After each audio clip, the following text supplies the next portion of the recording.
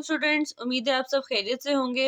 अच्छा जी, तो आज हम करने लगे हैं नेशनल बुक फाउंडेशन का जो न्यू कोर्स आया है फेडरल बोर्ड का, उसमें मैट्रिक की चैप्टर नंबर 1 मैथ्स का। सबसे पहले है एक्सरसाइज 1.1। तो एक्सरसाइज 1.1 का क्वेश्चन नंबर 1 देख लेते हैं। क्वेश्चन नंबर 1 के अंदर वो कह रहे हैं कि right the following quadratic equations in standard form. यानी आपने ये जो 1, 2 और 3 क्वेश्चन दिया हुआ है, ये इनको आपने किस में लिखना है? स्टैंडर्ड फॉर्म के अंदर करना है। ठीक हो गया जी।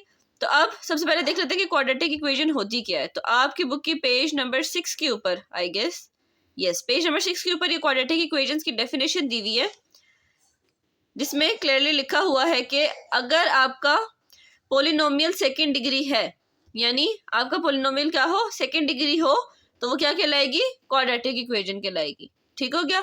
अब क्वाड्रेटिक इक्वेशन की कोई ना कोई स्टैंडर्ड फॉर्म है, वो क्या होती है जी? ax² + bx + c। ये क्वाड्रेटिक इक्वेशन की क्या है? स्टैंडर्ड फॉर्म है। ठीक हो गया। जिसके अंदर a b c जो है ये क्या होते हैं? ये कॉन्स्टेंट्स होते हैं, और x क्या होता है? x y ये वेरिएबल्स होते हैं। ठीक हो गया।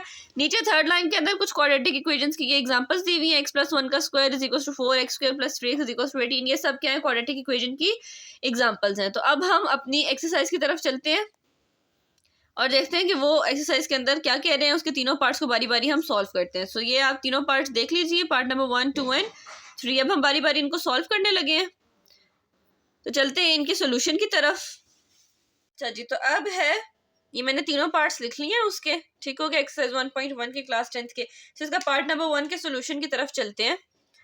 सो पार्ट नंबर 1 है x + 2 x - 3 = 5। तो बहुत सिंपल सा तरीका है इसके सॉल्यूशन का, बहुत ही आसान। आपने क्या करना है, ये जो x है ये भी इस पूरी टर्म से मल्टीप्लाई हो रहा है, और ये जो +2 है ये भी इस पूरी टर्म से मल्टीप्लाई हो रहा है। ठीक है जी। तो क्या हो जाएगा? ये x × x - 3 देन +2 × x - 3 = 5। ठीक है जी। अब ये क्या हो जाएगा? x का स्क्वायर ± -3x ++ +2x ± -3 2 = 6 = 5। नाउ ये प्लस माइनस माइनस होंगे, आएगा बड़ी वैल्यू का साइन, तो ये -x - 6, ये +5 है ना, तो यहाँ की क्या हो जाएगा? -5 = 0। ठीक है जी। Now x² - x minus minus plus हो जाएगा और आएगा बड़ी वैल्यू का साइन, तो ये -11 = 0 आ जाएगा। अच्छा जी, तो ये था इसका पार्ट नंबर 1 और यही इसका आंसर है। x² - x - 11, ये हमने इसको स्टैंडर्ड फॉर्म के अंदर लिख दिया है। Now coming towards the part number 2। So part number 2 क्या है इस क्वेश्चन का? x - 5 का होल स्क्वायर -2x + 4 का होल स्क्वायर = 7। अब इस पार्ट में आप लोग क्लियरली देख सकते हैं कि क्या है, दो होल स्क्वायर्स के फार्मूलाज खुल रहे हैं। आप लोगों ने ऑलरेडी शुरू से पढ़ते आए हैं आप लोग होल स्क्वायर का फार्मूलाज हमेशा अलजेब्रा वाले चैप्टर के अंदर किया है आप लोगों ने ये फार्मूला, तो हम वही होल स्क्वायर वाला फार्मूला खोलेंगे। कौन से दो फार्मूले खुलेंगे? a + b का whole square and a - b का होल स्क्वायर। ये दो फार्मूलाज खुलेंगे जो कि इक्वल किसके होते हैं? a² + 2ab + b², और ये इक्वल होता है a² - 2ab + b²। ठीक हो गया। तो ये इनके इक्वल होते हैं, और अब हम लोग इसको यहाँ पे खोलने लगे हैं। तो फॉर्मूलाज के अकॉर्डिंग क्या हो जाएगा? यहाँ पे ये x का स्क्वायर ब्रैकेट में लिख लेते हैं, x का स्क्वायर, माइनस का साइन है बीच में, तो -2 × a क्या है? x, b क्या है? 5 प्लस b का स्क्वायर यानी 5 का square, bracket close, minus. Similarly यहाँ पे भी फॉर्मूला खुलेगा, तो यहाँ पे फॉर्मूला कैसे खुलेगा? 2x का होल स्क्वायर, प्लस का साइन है तो +2, a क्या था? 2x, b 4 प्लस 4 का स्क्वायर = 7। अब ये फॉर्मूला खोल लें।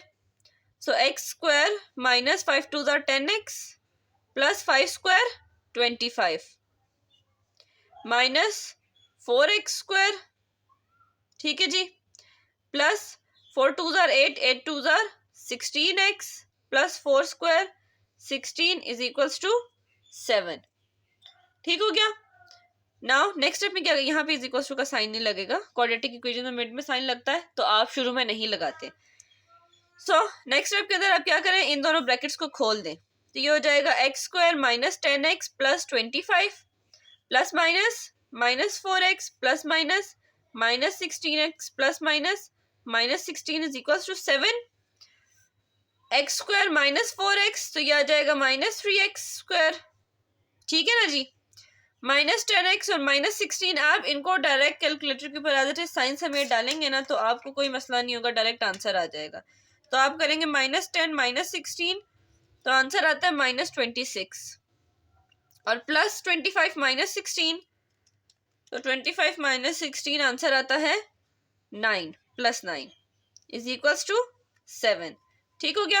अब ये प्लस 7 वहां की क्या हो जाएगा, minus 7, so minus 3x square minus 26, minus 26 के साथ x है, plus 9 minus 7 is equal to 0, so minus 3x square plus minus minus हो जाएगा, सो माइनस 26 प्लस 9 करेंगे, सॉरी प्लस 9 माइनस 7 करेंगे तो प्लस 9 माइनस 7, सो आंसर आएगा 2, so minus 26x plus 2 is equal to 0।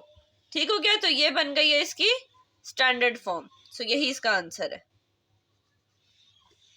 ठीक है जी, आई होप अब ये पार्ट भी आपको समझ आया होगा। नाउ अब हम इसका तीसरा और आखिरी पार्ट करते हैं इस क्वेश्चन का। सो पहले क्वेश्चन लिख लेते हैं। अच्छा जी, तो ये मैंने इसका तीसरा पार्ट भी लिख लिया है, x is equals to x into x minus 1। So अब इसका सोल्यूशन करते हैं। बहुत ही सिंपल सा क्वेश्चन है, x is equals to x को मल्टीप्लाई कर लें तो x का स्क्वायर माइनस एक्स बचेगा। ठीक है जी, ये प्लस एक्स वहां जाके क्या हो जाएगा, minus x, so x square minus x is equals to 0। ठीक है जी, यहाँ पे ये माइनस एक्स वहां जाएगा तो यहाँ 0 ही बचेगा ना, और मैंने इसकी ना डायरेक्शन चेंज कर दी, ये वाली चीज यहाँ लिख लिया और ये वाला 0 यहाँ पे। ठीक है, तो अब आप अपनी बड़ी क्लास के अंदर पहुंच गए, तो आई होप ये चीज तो आपको कंफ्यूज नहीं करेगी। ठीक हो गया, तो ये हो जाएगा x square minus 2x is equals to 0। ठीक है जी, तो 3 स्टेप का बस इसका सोल्यूशन था, यही है इसका कंप्लीट आंसर। तो ये था एक्सरसाइज 1.1 के क्वेश्चन नंबर 1 के तीनों पार्ट्स। आई होप आपको ये समझ आए होंगे। तो अगर नहीं समझ आए तो आप लोग कमेंट सेक्शन के अंदर कोई क्वेश्चन है तो पूछ सकते हैं। अब हम चलते हैं क्वेश्चन नंबर 2 की तरफ।